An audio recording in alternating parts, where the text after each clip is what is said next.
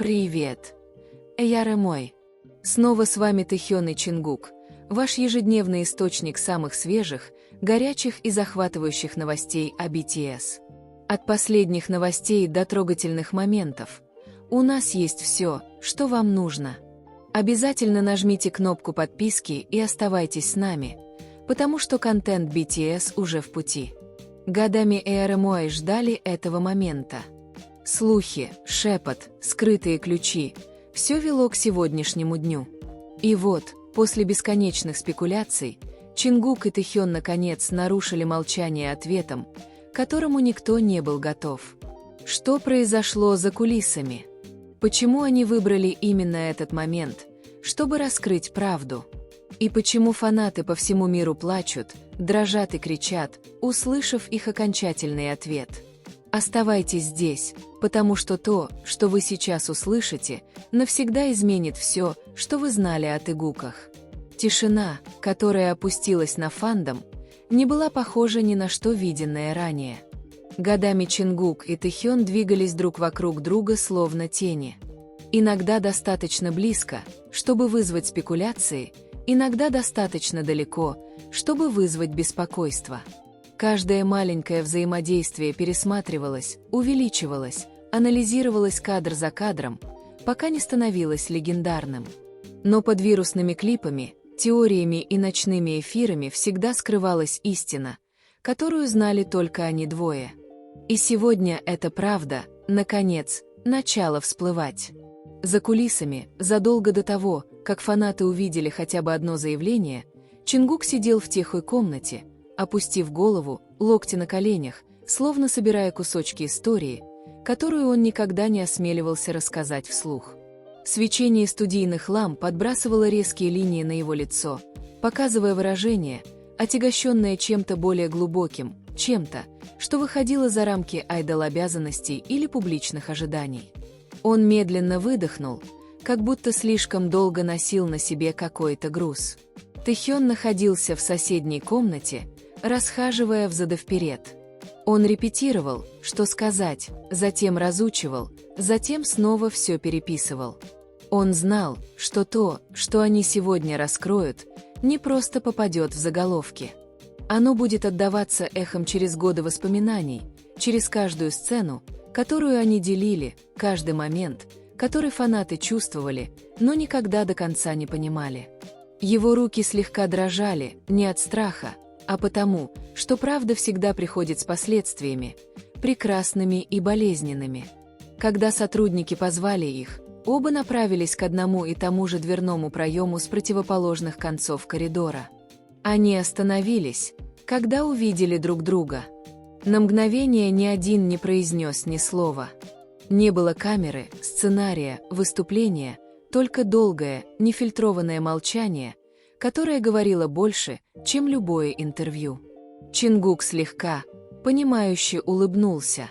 Тэхён ответил тем же, его глаза смягчились чем-то вроде облегчения, потому что на этот раз они были здесь не для того, чтобы притворяться, избегать или уклоняться.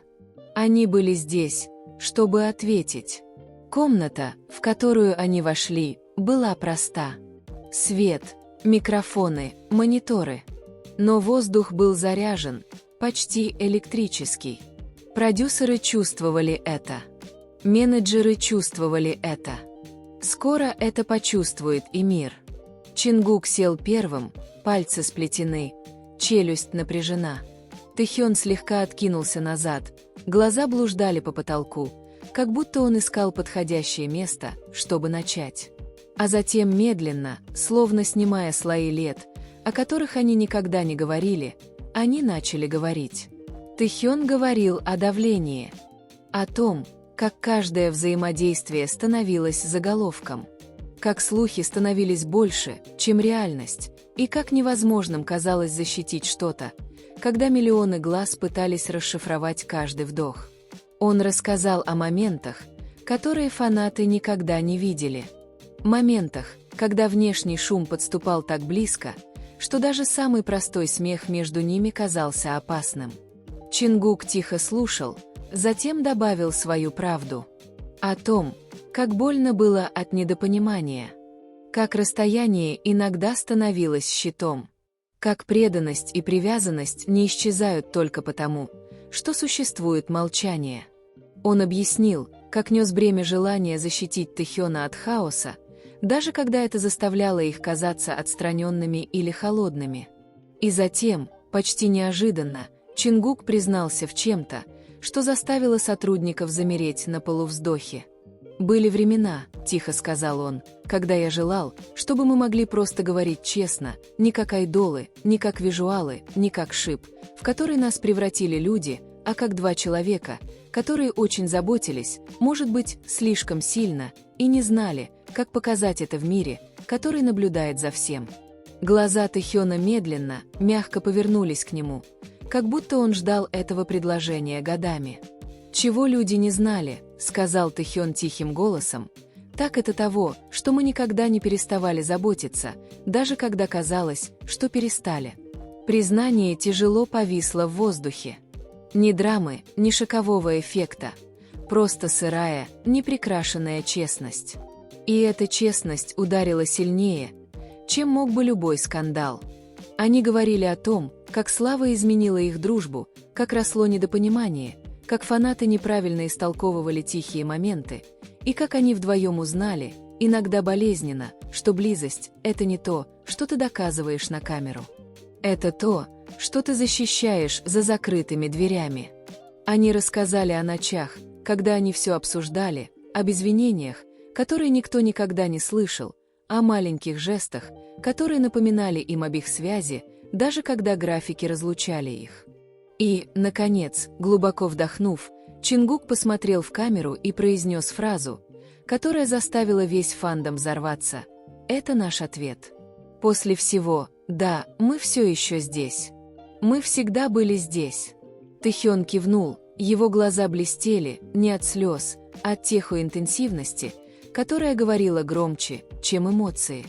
«Дело никогда не было в том, чтобы что-то доказывать», — добавил он. «Дело было в том, чтобы найти силы сказать правду, когда мы будем готовы». Глава закрылась не окончательно, а с чувством начала. Потому что правда не закончила историю. Она просто открыла новую. Когда камеры, наконец, выключились, в комнате воцарилась тяжелая тишина. Никто не знал, что сказать. Сотрудники обменялись быстрыми, неуверенными взглядами, не зная, стали ли они свидетелями признания, воссоединения или тихого разгадывания лет невысказанного напряжения. Но Чингук и Тэхён не двигались.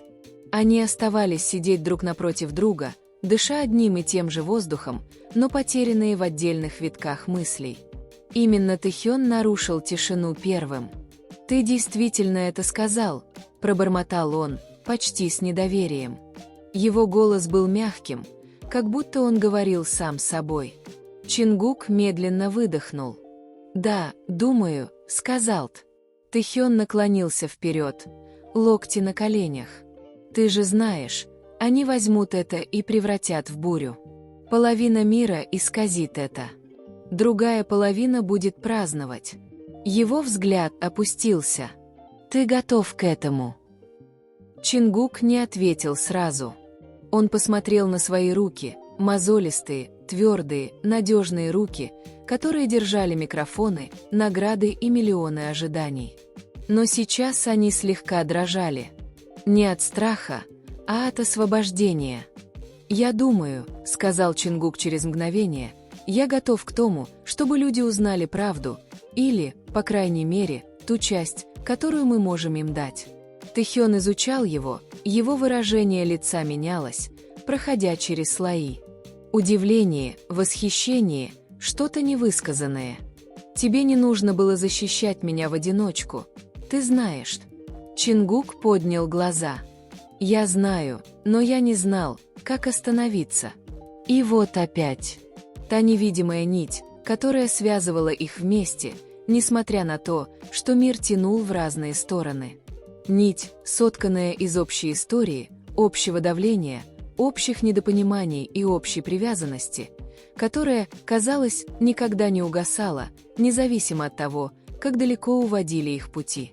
Сотрудники медленно вышли из комнаты, оставив их вдвоем. Когда дверь щелкнула, атмосфера смягчилась, менее формальная, более знакомая. Чингук сместился в кресле, чтобы полностью повернуться к Тэхёну, локти покоились на подлокотниках, как будто он, наконец, был готов к разговору, которого они слишком долго избегали. «Ты помнишь, — начал Чингук, — ту ночь в общежитии, когда казалось, что все разваливается, когда мы не могли сказать ничего, чтобы это не превратилось в ссору?» Тэхён мгновенно кивнул. «Ты имеешь в виду ту, когда ты выбежал и не возвращался 3 часа?» Чингук слабо улыбнулся. «Да, ту самую». Тэхён выдохнул, снова откидываясь назад. «Я думал, это была та ночь, когда все сломается». «Я тоже», — признался Чингук, — «но этого не произошло». Голос Тэхёна стал тише. «Почему нет?» Чингук колебался, затем произнес ответ, который он хранил годами.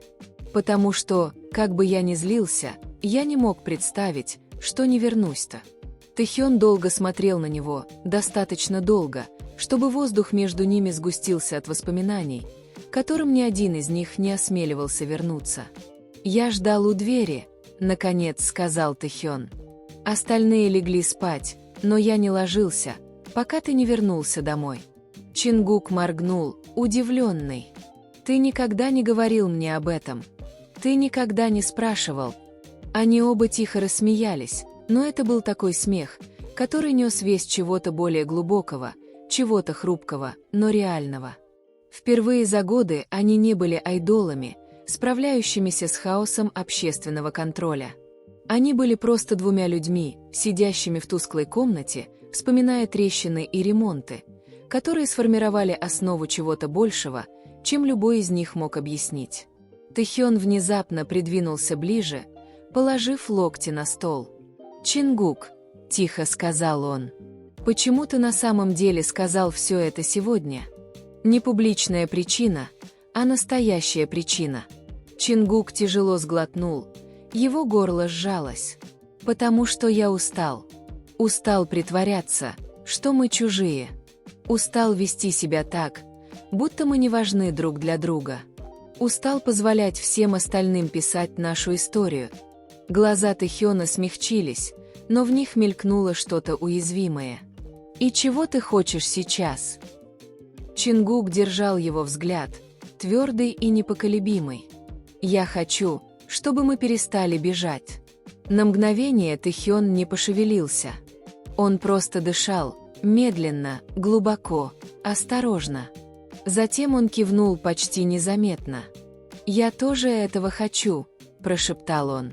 Снаружи мир ждал заявлений, разъяснений, заголовков. Но внутри этой тихой комнаты что-то сдвинулось, что-то маленькое, но монументальное. Не признание, не откровение, а понимание, молчаливое согласие, что бы ни случилось дальше, они встретят это не как отстраненные коллеги или публичные проекции, а как две души, которые держались друг за друга через самые громкие и самые тихие годы своей жизни. Это был не конец. Это было начало правды, которой они, наконец, были готовы поделиться, даже если мир мог увидеть лишь малую ее часть. После нескольких минут молчания они оба встали почти синхронно, как будто их тела инстинктивно знали, что разговор не окончен. Чингук потянул шею, пытаясь ослабить напряжение, которое нарастало с утра, в то время как Тэхён провел рукой по волосам, медленно выдохнув. «Давай выйдем отсюда ненадолго», — тихо предложил Тэхён, — «куда-нибудь без света и камер». Чингук согласился простым кивком. Они вместе пошли по коридору, их шаги отдавались эхом в пустой студии. Сотрудники делали вид, что не смотрят, но скрыть любопытство было невозможно. Слухи уже начали распространяться. Что бы Чингук и Тэхён не сказали, это было что-то важное, то, что попадает в заголовки до того, как кто-либо услышит слова. Но им обоим было все равно. Не сейчас. Впервые за долгое время они не выступали. Они не защищали образ. Они просто шли бок о бок так, как привыкли, до того, как все стало таким громким. Они вышли через боковую дверь, которая вела в тусклый переулок. Ночной воздух был прохладным на их коже. Городские огни слабо светились вдалеке, как рассыпанные звезды, а гул транспорта казался далеким, почти мирным. Тэхён сунул руки в карманы. «Помнишь те ночи, когда мы тайком ходили за мороженым после тренировок?» Чингук тихо рассмеялся. «Ты имеешь в виду те, когда ты умолял меня пойти с тобой, а потом засыпал через 5 минут после того, как мы выходили из общежития?» Тэхён ухмыльнулся. «Ну, кто-то должен был нести меня обратно. Тебе повезло, что я не оставил тебя на тротуаре», — пошутил Чингук, но его тон был нежным, ностальгическим. Между ними установилась комфортная тишина. Такая, которая существует только между людьми, которые разделили слишком много воспоминаний, чтобы их сосчитать. Чингук прислонился к стене, глядя на слабое свечение луны. Тэхён стоял рядом с ним, плечи почти соприкасались. «Ты когда-нибудь скучаешь по этому?» Внезапно спросил Чингук. «Потому, как все было». Тэхёну не требовалось пояснений. Он точно знал, что имеет в виду Чингук. «Каждый день», — тихо ответил Тэхён. «Но все изменилось не потому, что мы этого хотели. Оно изменилось, потому что нам нужно было выжить». Чингук кивнул. «Я знаю, но долгое время мне казалось, что я тебя потерял». Тэхён повернулся к нему. Его глаза были неподвижны. «Ты никогда меня не терял. Ты просто не мог видеть меня сквозь весь этот шум». Эта фраза задела Чингука сильнее, чем он ожидал. Годами это было его страхом. Тихим, невысказанным, похороненным под обязательствами и ответственностью. Что где-то по пути их связь угасла, как слух, потерявший свой вес. Чингук дал словам осесть, прежде чем снова заговорить. «Как думаешь, не поздно ли вернуться?» Тэхён покачал головой. «Не поздно, если мы начнем быть честными. Не поздно, если мы перестанем позволять всем остальным определять, кто мы такие». Чингук медленно выдохнул, как будто решение, которое он сдерживал годами, наконец, нашло в себе смелость всплыть. «Тогда давай сделаем это», — сказал он. «Давай перестанем скрывать, как много мы значим друг для друга, по крайней мере, от самих себя». Губы Тэхёна изогнулись в маленькой, искренней улыбке. «Это самое близкое к признанию, которое я слышал от тебя за многие годы». Чингук закатил глаза, но его улыбка выдала его. «Не делай это странным». «Это уже странно». Тэхён хихикнул. Их смех тихо разнесся в ночи, теплый и знакомый, как будто кусочек пазла встал на место после того, как был потерян слишком долго. Через некоторое время Тэхён снова заговорил. Его голос был тише, более задумчивым. «Знаешь, я раньше думал, что расстояние между нами означало, что ты больше не заботишься». Грудь Чингука сжалась. «А я думал, что сближение с тобой снова сделает все труднее». «Вот мы и сделали глупость», — сказал Тэхён. «Да», — согласился Чингук. «Мы позволили страху принимать за нас решения». Впервые за годы они признавали правду. Не искаженную через медийные нарративы или интерпретации фанатов, а просто, прямо, честно. Тэхён подошел чуть ближе, ровно настолько, чтобы тепло его плеча коснулось плеча Чингука. «Но нам больше не нужно бояться», — сказал он. «Что бы ни случилось дальше, мы встретим это вместе. Не как образ, не как слух, а как мы сами». Чингук встретил его взгляд, твердый и непоколебимый. «Вместе», — эхом повторил он. В этом тихом переулке, под тусклыми городскими огнями, шум мира стих.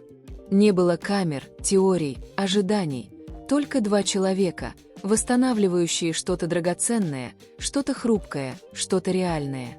И хотя мир скоро взорвется их заявлением, хотя слухи будут множиться, хотя будущее было неопределенным, в тот момент все казалось простым, потому что они больше не были потеряны.